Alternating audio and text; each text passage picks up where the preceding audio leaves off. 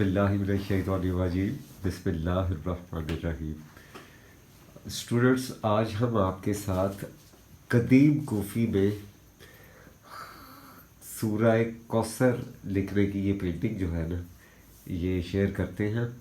और इसका साइज़ है 38 बाई 38 इंचज़।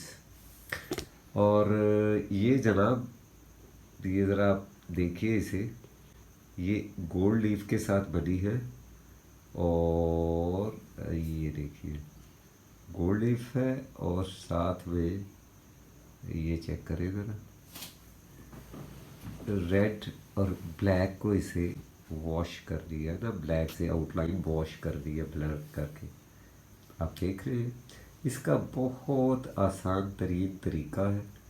ये आपने मुझे कमेंट्स में बताना है कि क्या हम इसकी जो ट्यूटोरियल क्लास है वो आपसे शेयर करें। और ये बड़ी इसकी ब्यूटी होती है, कदीम कोफ़ी की पेंटिंग जो होती है वो तो अपनी जगह पे एक बहुत ही खूबसूरत और दिलकश स्टाइल है कदीम कोफ़ी।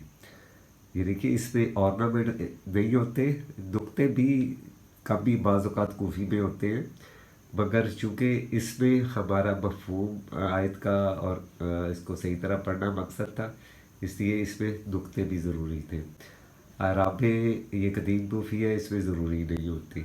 ठीक है, अब आप सब मुझे ज़रा ये बताइएगा कि क्या इसका ट्यूटोरियल आपके साथ शेयर किया जाए या इसको फिर ऐसे ही चल लीजिए। इसमें भी अभी मेरे पास बहुत बड़ी ऑप्शन मौजूद है ख़त कोफ़ी की पेंटिंग्स की।